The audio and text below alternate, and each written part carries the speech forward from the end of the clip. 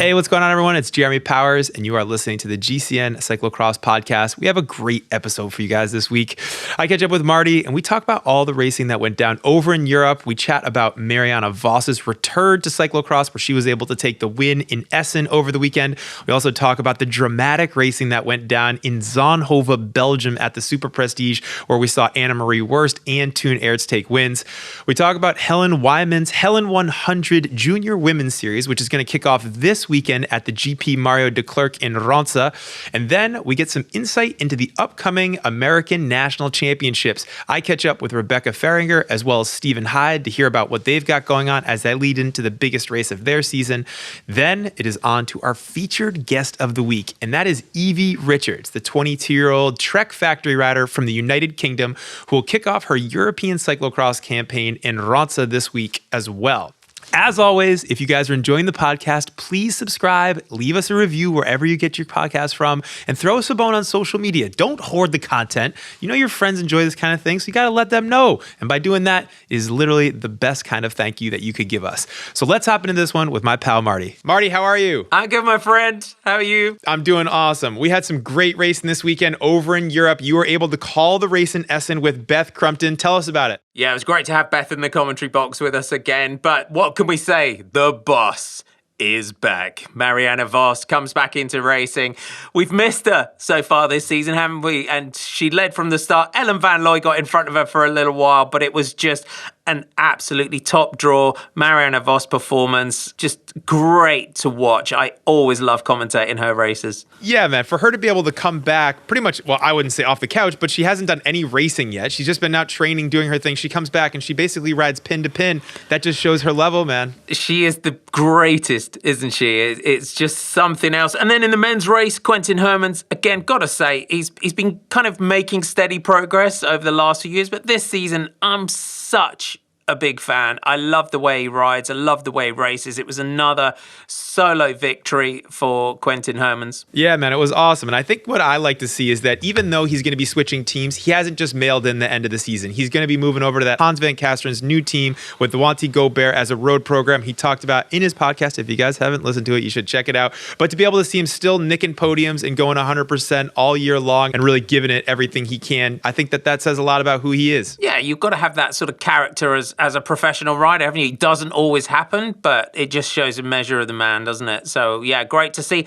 And then you were back with me for Zonhoven on Sunday. What a epic day we had there. Dude, that race was insane. It was the Alvarado and Worst show. Those two went head-to-head after a lot of different changes up in the front of the race, but it was so crazy for me to watch. Tell us what you thought of it. It was a phenomenal sprint finish. These two were absolutely great to watch. I think Yara Castelline, we've seen her be so dominant this season as well. She's put some great... I don't think she looked that comfortable in the sand, but Worst and Alvarado, that sprint finish, it was phenomenal. We've seen so many great battles coming in off that kind of... It's almost like a little ski slope, isn't it? It kind of launches you into that finishing straight, and then just Alvarado went right, Worst went left, and it was, Anne-Marie got the victory. I know, we've seen so many good battles over the years there with Van der Poel and Wout van Aert, as well as Sven Nys and Niels Albert. They have all had great sprint finishes there going right to the line, so that was no different, and it was probably one of my favorite races to watch of the year. I love seeing a sprint finish. On the men's side, it was no different. It was crazy. At the front, again, a lot of different changes because Mathieu van der Poel wasn't there. No, I mean, that big pack of riders again, and it came down to that front group, and we saw Tom Pidcock at the front, him and Toon Aerts kind of going shoulder to shoulder through certain sections into that 180 turn where it was getting really carved out in the sand. Toon led into that. Tom Pidcock made a little error. He had to get off and run that section, which I think really redlined him.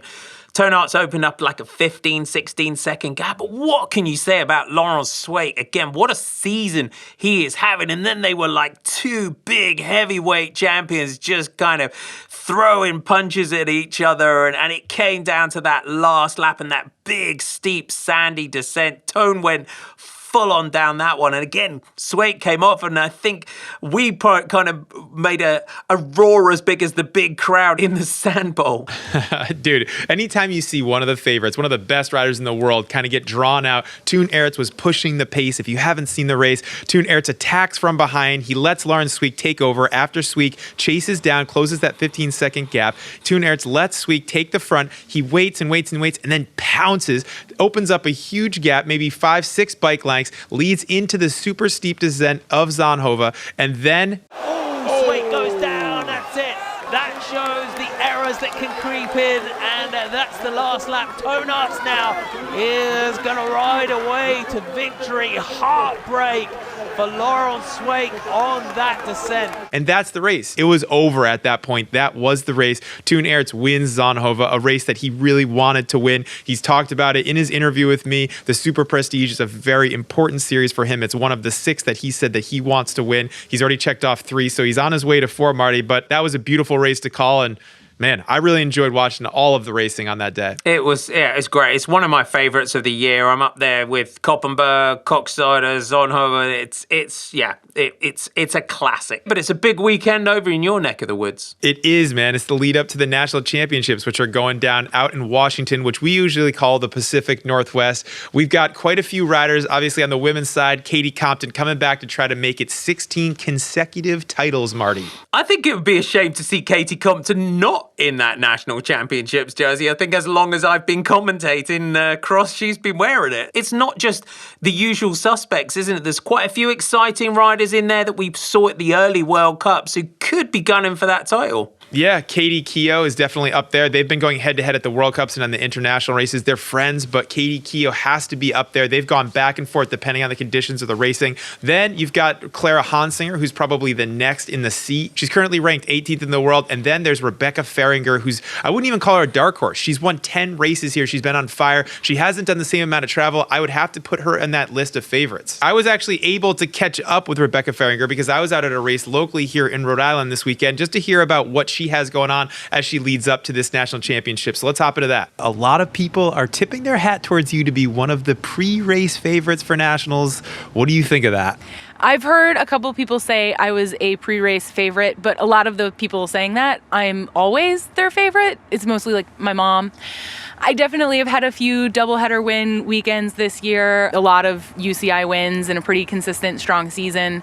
So I like to put myself as a favorite, but I also know I haven't been racing, Katie Compton and Katie Keogh and Clara Hansinger's on a rip. So I'm confident and nervous at the same time. Yeah, it's been I would say it's as open as it's ever been with regards to Katie Compton hasn't won head-to-head against Katie Keogh every single weekend. You guys have gone against each other, but at the World Cups months ago, you and Clara Hansinger have done battle. It's a very open race this year, and I think it's exciting. So that has to give you a good feeling going into this one. Yeah, I definitely have a good feeling, and I maybe need to put it out of my head that there are other strong riders. Maybe I need to have the mindset of I'm so strong and good right now. I'm going to win this race. And maybe that's the mindset that it takes to win a one-off huge race like U.S. Nationals. Yeah. We wish you the absolute best for Nationals. Thank you so much for chatting with me for a couple minutes. Congrats on your wins today. Thank you. For us, it's really great to hear from these riders. We see them sort of early on in the World Cups, and then because a lot of them race domestically, it's really great for us to just kind of learn a little bit more about them. On the men's side, it's going to be a little bit of a different affair. Some names that you're all familiar with. Stephen Hyde, the current national champion. You're going to be trying to defend that jersey against Curtis White, who I'd have to say would be second ranked behind him. Then it's Kerry Werner, the current Pan American champion, who took that jersey from Curtis White and as a dark horse. I also was able to catch up with my pal Stephen Hyde about what he's got coming up and how he's feeling going into the national championships. He's had a little bit of an up and down season with injury and different things going on, but it's a nice chat. So let's hop into that one too. Stephen Hyde, how are you doing, brother? I'm fantastic. How are you? Good, man. Good. Thank you so much for taking the time. I just wanted to get five with you and hear about how you're doing. It is definitely go time. You're probably going to be heading out to the national champs to defend your jersey, and 3 seasons straight in a row. How have things gone the last couple weeks? Whew. Things have been really good. I have been down in Florida, camped out at my mom's house. Yeah, weather's been fantastic, and training's been really good. You're probably excited. It's going to be a muddy affair, which I know you like. Yeah, I was just talking to Lane Maher about the weather, and I mean, you know me, I don't look at the weather with a start list before the race, so I like to leave all that stuff up to last minute. And Lane was like, "Dude, it's gonna rain every day but Saturday," so I'm pretty excited about that. That's great. So, dude, you have some possible threats. Curtis White, Kerry Werner, Gage Hecht, all people that are on my list of people that I think that you're going to have an eye on. What do you think of everybody? You're looking at yourself. I have to ask this question because this is the juicy stuff for the podcast. Yeah, this is that good juice. Don't forget Jamie. You cannot forget Jamie. He is actually on this course, I think of right there in the top three for sure. I mean, Curtis has been just absolutely fantastic. You've seen him just step up year after year after year, and Kerry's been fantastic. And he can peak and come in good for one race, which is hard to do. I mean, you know that from your career. Gage, you never know with Gage. Like, he could be great. He could be off. You never know. He's been in Europe, went to Coxida and stuff like that, I believe. I am definitely there to race my own race, and the muddier the conditions, the better off. The better that plan kind of worked. I am definitely looking forward to a very strong fight out of everybody. Of course. So, win, lose, or draw, your season continues, right? You're still Stephen Absolutely. Hyde. You're still, at this time, 3-time national champ. You may be 4-time national champ. You might not. Your season continues on. You'll head over to Europe after that. And yeah, how does the rest of your season look after nationals? Yeah, win or lose. I'll go home for a couple of days. Normally, right, you finish up nationals, you you get a day, and then you hop on the plane and you go straight to Namur. But since we're going West Coast this year, I decided to take a little trip back home, especially since I've been down here in Florida for almost a month now. See my lovely wife, hang out at the house for a minute, pack my bags, and skip Namen and show up for Zolder. Go right through the Christmas period, do a little camp in Malaga in Spain with USA Cycling, and then head back over for Namur. Excellent. Awesome, man. Well, we wish you a lot of luck this weekend. We'll be out there cheering, and thank you so much for your time. Yeah, man. Thanks for having me on here. So for Stephen Hyde, it's going to be a big weekend, isn't it? He had a lot to deal with last season. So, yeah, it's going to be interesting. Yeah, it's going to be a good one to watch. That will be actually live on certain territories on GCN Racing. Besides that racing that we have from the national championships going on, what else do we have on GCN Racing? So we're on round 4 now of the DVV trophy. We moved to Ronse a bit later than it normally is. It's back into the DVV trophy after being a Brico cross last winter. It's a great course of the GP Mario de Klerk. You can tell the course has been designed by a bit of a legend. It's got those great off-camber sections, the sort of where you swing down onto the road sections. Always really, really exciting racing. I'm looking forward to that. Worth pointing out, it's the first round of the Helen 100 series, and people might remember Helen Wyman trying to fund 100 riders to ride the British National Championships last season, and she managed to fund about 127, I think. She's maybe been doing too good of a job. Now that we're starting to see all of these young riders starting to punch their weight in the top 10 of the World Cups, I think that some of the riders might, while they were originally cheering Helen on, they might be saying like, "Hey, Helen, what the heck are you doing? Everybody's starting to tear it up." But that was always Helen's plan, and that's the sort of person she is. She's a mentor now with the Experza team, and I'm sure she'll be thrilled to see the likes of Anna Kay up there and doing what she's doing. And we're here in Lowenhout, then we go to Basel on the 1st of January, Brussels on the 5th of January, and she did a great job in just convincing Galazzo, convincing the likes of Erwin Vervecken that they needed to organise this junior women's series. We go, of course, next year at the World Championships, the first ever World Junior Women's Championship. We've just had the first ever European Junior Championships, which Puck Peters have won. So it's great for young riders. As it should be, Marty. We should be putting these junior women up on a pedestal. We should be showcasing them. We've had the junior men's events for years. It's an exciting time to be a junior woman. It certainly is. And one of them, who's an exciting young rider, someone who's a friend of the show, she's going to be out there doing some interviews for us at races, hopefully, is Zoe Backstead. And I took the chance to catch up with her.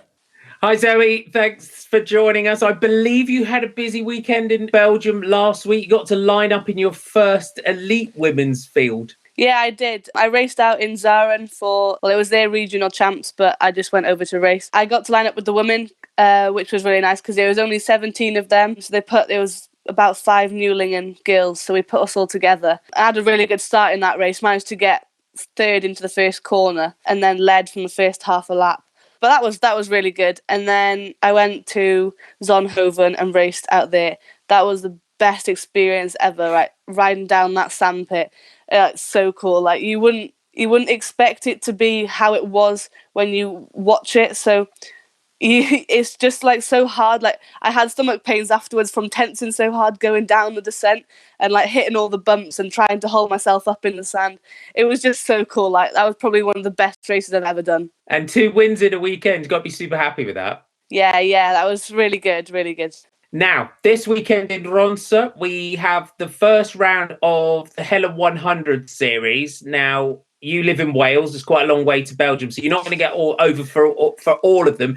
But this is a really big deal now, isn't it? Helen Wyman's done a phenomenal job now, taking what was one race last year and turning it into a series. Yeah, Helen's done a really good job, and I think she's made a really, really big difference to women's cycling and women's cyclocross specifically, because junior girls don't get the opportunity that the junior boys have, and sometimes under 23 boys, because they have like their own world champs and European champs.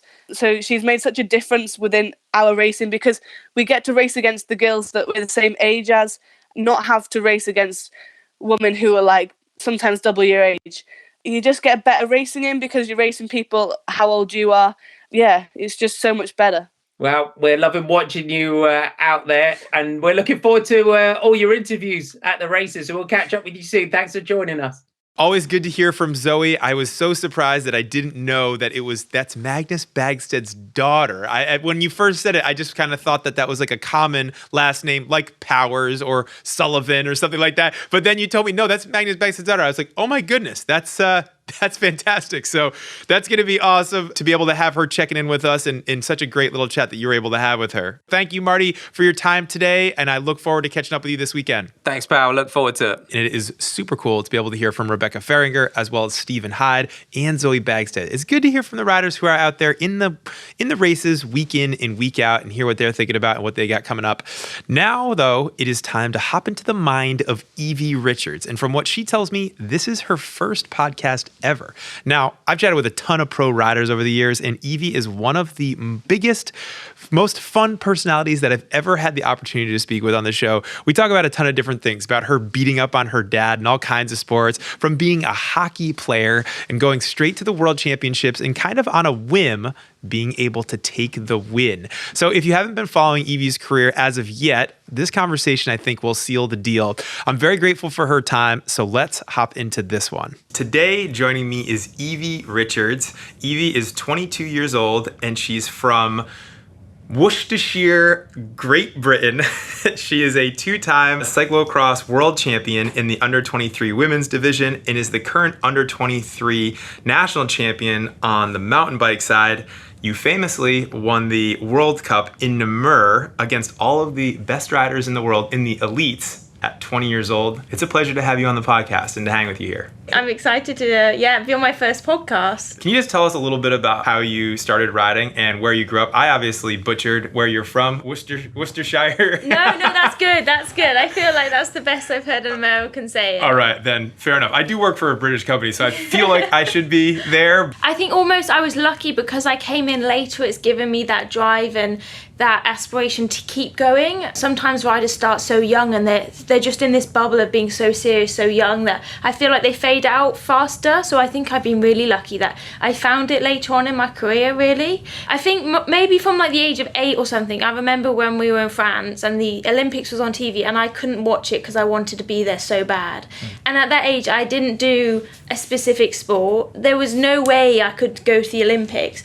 At that age, I was so wanted to be there. Like I couldn't even like watch it. It was crazy. And I think from such a young age, for me and my family, the Olympics has been such a big thing. We'll book a holiday house and we'll watch every athlete come onto the stage, and we'll watch the whole week. We'll book out 2 weeks and watch everything. So it's always been such a big part of our family, and no one's ever gone or anything, but we've just found it such a big time of the year. So that's always been something that's always like been in the back of my head, is the Olympics. So I was always sporty, and when I got to high school, I just picked up every sport. I wanted my jersey on the wall when you play for a national team, and then I wanted to go to the Olympics. That was, I decided. So the more sports I did, the more likely my jersey was going to go up on the wall. So I did rounders, netball, hockey, cross country, 800 meter high jump. I did everything. I used to get really nervous for individual sports, so I would race cross country, but I was allowed to do it against the clock and not with everyone else. And it sounds bad, but I would get the fastest time, but I wasn't even with them because I couldn't mentally put myself in, because I had to win. I couldn't race against other people because I had to win. The competition element scared me so much, but I would go and do them, and I would do well, but I was so nervous. And then I found hockey, and that gave me the release of all the exercise I could do, and I could run up and down the pitch for hours. I loved it. But also it was that team spirit, so it wasn't all down to me. If something went bad, I felt like it was so much more enjoyable than an individual sport. And from there, I was then on this path with hockey, like on the England system, and I played for multiple clubs. I played for women's team, county, regional. With hockey, you have to be the next age to trial for the next thing, and it felt like, for me, it was taking forever, and I wanted something like now. Immediate. And as well, sometimes I wasn't into drinking or anything, and I was serious to do well. And sometimes with a team sport, you turn up, and if they've been out drinking all week and you want to do well, but no one else is pulling their weight, you can't look around because that's what you signed up to. So right. I knew kind of me still wanted that individual sport. And then I think Dad had a ride to work scheme in the UK, which is when you buy a bike cheaper and it encourages you to ride to work. So we would do like a run ride, so he would ride and then get off and run, and I would go on the bike. And so it was nice to find a common ground where we could do something together. And then I got a job at a farm shop. With my first wage, I bought my first bike. Okay. And then that was it. At the weekend, me and my dad would ride to my job. He would drop me off and then continue riding to his work. And we kind of just did it together. He was not a crazy athlete in cycling, but he's always done rugby, everything, like triathlon. He's always been like dabbling in all sports. He's super competitive, so it was nice for us to spend time together. And then he entered me into a few competitions, and because they were away from school and no one knew I was doing it, I didn't feel that massive overriding pressure. So it was so nice. We'd just go at the weekend together and no one would know what I would do at the weekend, but we were racing and it was great. And before I knew it, I'd entered a couple of races, and then I got third and led it out, and no one knew who I was because I hadn't raced like anything. And then I got selected for Norway World Champs, which was, I think it would have been 2014. And I remember we drove to the Commonwealth Games to watch, and my friends on the way back were like, the world's team has been selected, and they were like, Evie, you're on it. I was like, oh yeah, I know, I found out like 3 months ago, like 2 months ago or something. They're like, that's like incredible, but I had no idea. I was so new to cycling. I had no idea what a major world championship was. That was it. I got my jersey on the wall in school, so I knew. And as soon as I went to Norway, I knew that's what I wanted to do. It was amazing, and I just got the taste for cycling there, really. I love that. Okay. So that brings me to the first time that I heard your name, or I met you, because we share a friend in your teammate and a friend of mine, Ellen Noble. You know, you guys are teammates. You guys race some mountain bikes, but definitely cyclocross together. But your battle at the World Champs, the first, I believe, women's world championship was in Zolder for cyclocross now. And we had expectations that Ellen would do well based on how she had been racing in the United States. And then it's a nasty day, like really rainy, gross, muddy course in Zolder. I didn't know your name. I didn't know of you. I didn't know your anyone did. And Ellen, I think, went on to be like maybe 6th place or so, but you win the race. I would love to know how we got to that place. I'd love to know how you got there, but you're also now, you're world champion. Yes. I'd been full on working, being at school and riding. Like, it was quite a big few years when I got into cycling, and then that was it. With British cycling, you kind of either choose university or the pathway, and I chose the British cycling pathway. And that September, before the World Championships, I moved up to Manchester. I got a new coach. I lived in the middle of nowhere and I hated it. And I remember 3 weeks before that World Championships, I said to my mum and dad, that's it. I'm quitting. I'm going to go and do a ski season. I didn't have a good relationship with my coach. We didn't get on. It was like a horrendous year. But then in that year, I had nothing else to do. I didn't know anyone in this new town I lived in. So the only thing I could do was train. And I trained really hard that year. And I didn't get on with my coach, but I suppose I did get faster from it. And one girl that I was sharing a house with, we would go to the cross races together in the UK, and we wouldn't go with anyone else. So you have that one bike and it's always muddy, and if you need to stop with a bucket and clean it in the middle of the race, that's what you're going to have to do. So I was kind of used to the mud and not having everything specific, because even like the logistics, when you need a wee and you're at a race on your own with a dirty bike, tying tape on it to try and go onto the toilet and like bringing it into the toilet, like, I had all the inventions. Okay. So that was my first year like racing cross. You found your way. I found my way, and it was like the hardest year ever. Like, it was so hard, but I learned a lot and I became a faster rider because that was my first year of just riding and not having anything else. So I remember like 4 days before that race, when I was training in the UK, I'd come home because I couldn't be in Manchester any longer. I went out with my friend and I was so tired I had to ring my mum to come and pick me up for the last 5-minute climb. I couldn't do it. So I did not even think I was in a state to do well, let alone win. Yeah, the whole race was a bit of a blur, but I just remember Liam wasn't coaching me at the time, but I remember just thinking, when you were back at home with Liam, imagine those efforts that you're doing. And that's what I was used to riding in the mud, and I'd done it all winter. So I suppose it was just suited me perfectly. But I was so shocked. And even after, my mum and dad had hired a caravan after to come and watch me. I stayed in the caravan that night. I didn't go on my phone at all. And the next morning, I couldn't believe people were queuing up to get a picture with me. And my phone had just like exploded. But I did not even know like the extent of like a world championship title. Okay. And so, yeah, you do go to the races with your family. You guys have a camper, and I've been told that they go to quite a few races with you. So it sounded like from some of your Instagram posts and things like that, that your mom like kind of gives you like pep talks, like, hey, think about riding to the beach if you're in your last race. And like, not everyone has parents that go to the races with them. And I think that even though you maybe don't realize that, I do think it's really unique to have such a strong family that's willing to like go all in for you. Yeah, no, I am so lucky, and I think it's really good because my dad played amazing tier rugby and he was in the Marines, so he's like this amazing athlete, and my mum is just the opposite. She doesn't understand why I would go and train in the rain. She cannot believe I would train on Christmas Day or anything, but having that balance of both of them, where mum just wants me to come home for the roast dinner on Sunday, I've got that competitiveness from dad,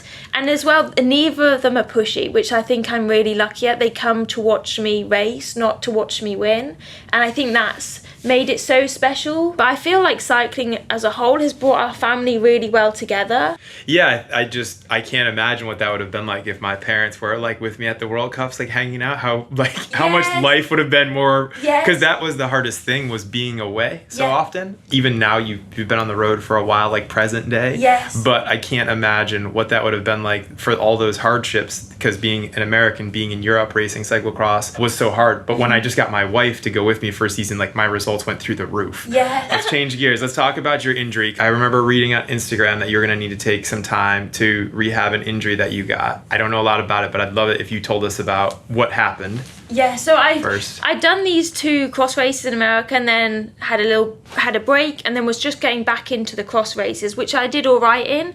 But then I was going to Girona to do a good block, and I was maybe a week into this good block, and that day I'd done 4 and a bit hours on the bike with efforts. I'd gone on a good run. For me, the perfect day. Everything had ticked off well. And then I was just getting a massage that night, and she said to turn over, And as I rolled over, I just screamed and just remember pulling my leg up. And the boys that I was training with, they were just sat watching Sherlock Holmes. They didn't even move. I couldn't even concentrate. I thought I was going to pass out so bad. And I was shouting for an ambulance or just someone to help me. So my knee had dislocated and it just wouldn't go back in. When you fall, it hurts. I've broken a collarbone and I didn't cry. But this was like a pain I never had before. I didn't know what I was going to do. And then British Cycling helped me, and we went and talked to a few different surgeons. And the one surgeon they put me in contact with in London that we went and visited just said, if you don't get the surgery done, you'll ruin your career. And I knew as soon as he said that, I trusted him, and I knew there wasn't too much rehab I could do. And I knew I trusted him, and that was it. We booked in with him on Christmas Eve. Even on Christmas, I was worried about walking because I was so scared of it coming out, because I could feel it. It was just, and I have really shallow bones, so they're flat, they don't have a good groove. And then I tore my medial patellar femoral ligament that holds your kneecap to your femur. Nothing was good. And then I had the surgery, and then from there it was only up. It was such a good thing that could have happened. It made me realise how important it is just to enjoy everything. And my dad knew a rugby physio, and James was the Worcester Warriors physio, and he came to my spa gym and he just worked on me whenever we could. We were doing it 3 times a week, the rehab, which meant I didn't have to go back to Manchester. So for me, I was very lucky that Dad, I feel like sometimes it's who you know, and Dad knew him and Red Bull were willing to pay for him. The physio just was super good. I found weaknesses that I was managed to improve, and I got stronger and stronger. So it was a good time to make you realise things, and everything, even my nutrition got better from working with the British Cycling. From that time of having a bit of away from racing to realise things you can improve upon. So there were loads of positives to take away from it, but at the time it was hard. But I bounced back quicker after the surgery. I was like, we'll go shopping, Mum, and I didn't think it would be that long. No one had told me how long the rehab would be. I was like, Mum, I've booked a nice hotel after the surgery, because I hadn't been able to go shopping or do anything before because I was worried it coming out.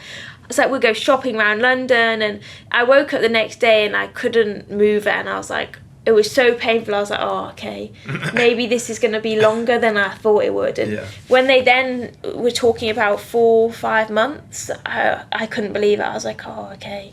Because no one had really said that. It was just like a week by week, we'll tell you next week. And then when I saw the surgeon, I was like, And so it felt like it took a lot longer. But then when I look at the season, I only missed 1 World Cup. And I came back to racing maybe 2 months before that they were suggested. So I was back pretty soon, and I don't feel like I missed too much actually in the grand scheme of things. Might not have missed much, but you learned a lot, it sounds like. Yeah, definitely. And I do think it's good to sometimes to take a step back. Right. And it was hard, but I didn't think it would be good, but it made me put a lot in perspective, which has been really good. Yeah, it's always hard to come back from an injury, but they do sometimes bring out the best. And it doesn't sound like you had like massive breaks because you're racing mountain bike and also cyclocross. Yeah, your body might have been saying like, hey, it's kind of like, that's the bad side, but the good side is actually, you maybe wouldn't have planned it that way, but you embraced it. Yeah, definitely. and you run with it. I feel like you need to embrace things like that. Like, it wasn't like I'd got some life-threatening illness or anything. I'd got an injury, which is what I've signed up for. I've signed up to be a mountain biker that crash, and you got to see it as a positive and really try and sometimes it's hard, but you just got to look forward and try and take the positives from all the negatives, I think. So one thing that you mentioned in there was your World Cup win. You talked about, Namur, which for anyone that doesn't know is, in my opinion, one of the most iconic and insane cyclocross races in the world. It's very mountain bikey. I think that course is got your name written all over it. It may not be the last time that you win there. It's very mountain bikey. It has a really treacherous downhill. You're 20 years old. I don't know how many elite races you had done before this, but you roll into Namur and you smoke the entire field of elite riders. So that was when the dislocation had started. 5 days before, I dislocated my knee, partially dislocated it, and I was walking along the ice and I just hit the ground and I screamed, but everything went back into place. That was the third time I'd partially dislocated my knee, because in October I got my leg stuck in a cattle grid, like rails that go in a farm on the floor, and obviously popped it then when it popped and twisted. And I got stitches in the right leg, and I remember I went on a run that evening because there was nothing. I asked for a scan, they said, the local A&E said you don't need a scan. I was like, okay, then I'm fine. And then after that, I partially dislocated it twice and had to have a week of rehab, and then I'd be back on the bike. So then before Namur, 5 days before, I just raced the 2 races, maybe Overijse and Essen. I then partially dislocated it on Tuesday, and I remember sitting in the back of the car and just crying so much. I said to Mum, like, that's it, my season's over. Like, I was in hysterics. And then the next day, like, normally it took longer for this partial dislocate to hold itself together. But then the next day I did 3 hours on the turbo, went on a ride the next day, and it had just luckily popped back in well to not cause any tears like the time before. So I didn't even think I'd be racing 5 days. I'd looked to flights home, I'd looked to get scans, and it was amazing. I couldn't believe I was even lining up then.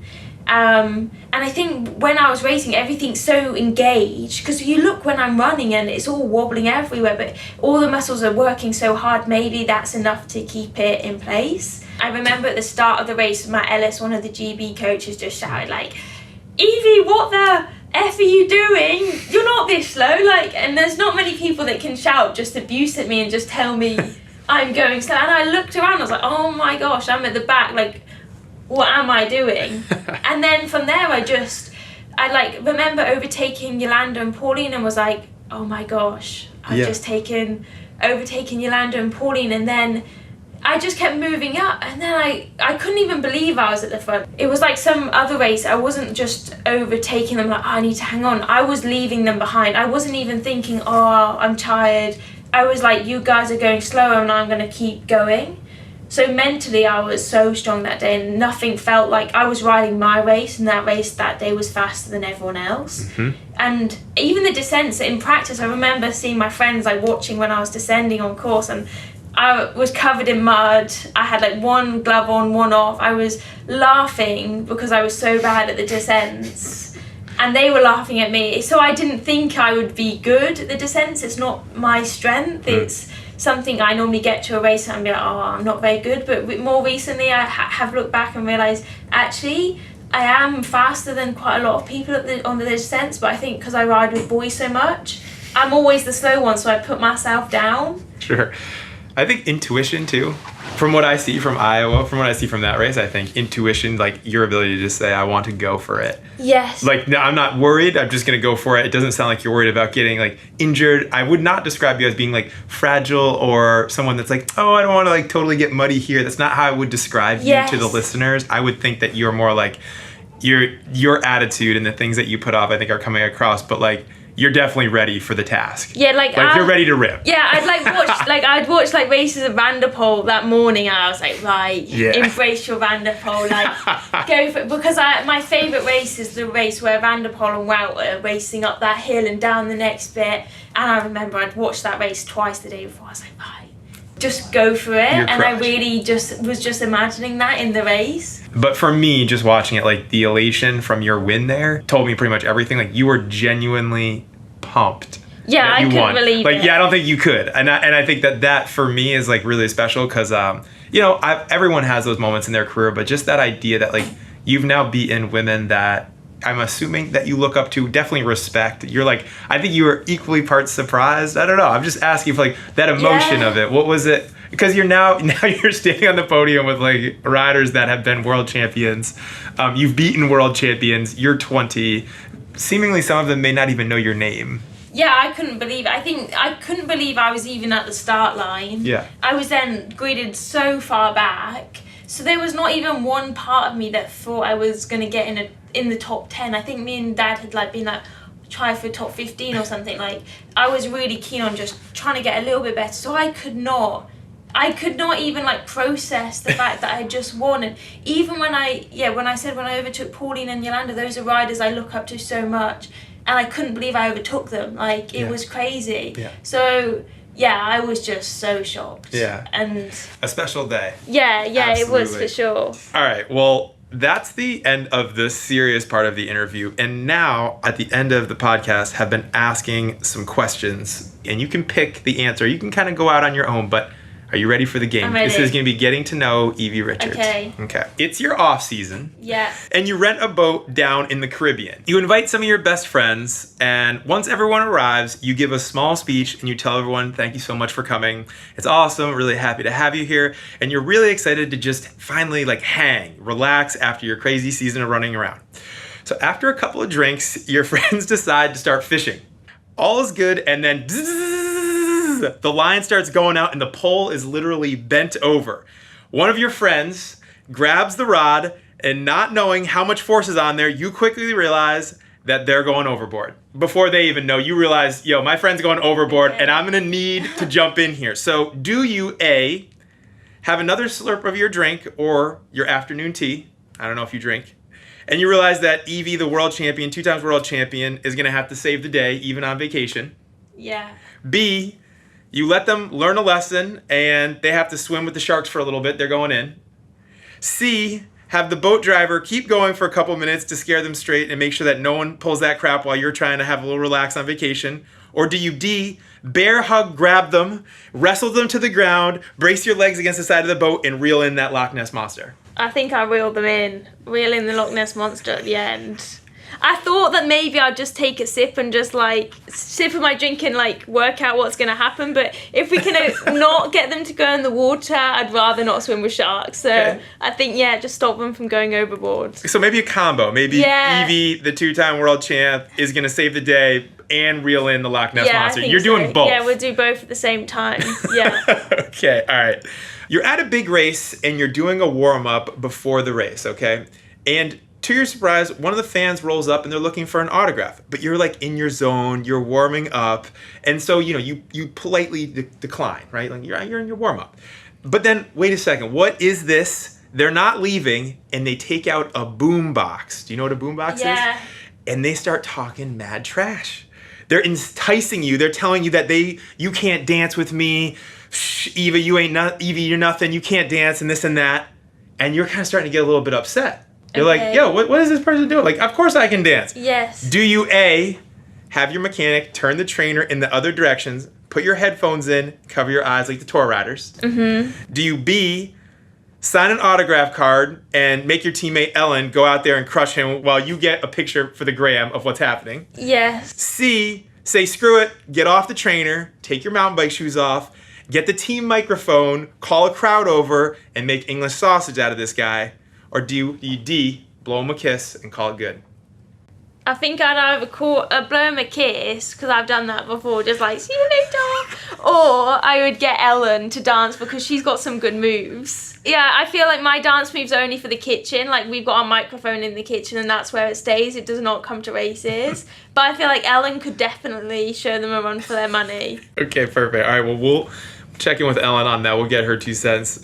I want to thank you. Thank you for being on the show. Thank you for having me. Thank you for going through our hypothetical questions with us. Thank you so much for spending the time with us today. Thank you. So that is a great chat with Evie Richards. I hope you guys enjoyed it as much as I did. If you don't already, follow her over on social media. Check her out on Instagram, Evie Elise Richards. And that is the show for this week. I hope you guys enjoyed it. I know you have a lot of options when you're checking out podcasts and things to listen to, so I really genuinely appreciate you taking the time to listen to this one. I look forward to catching up with you all next time, and thank you so much again for listening.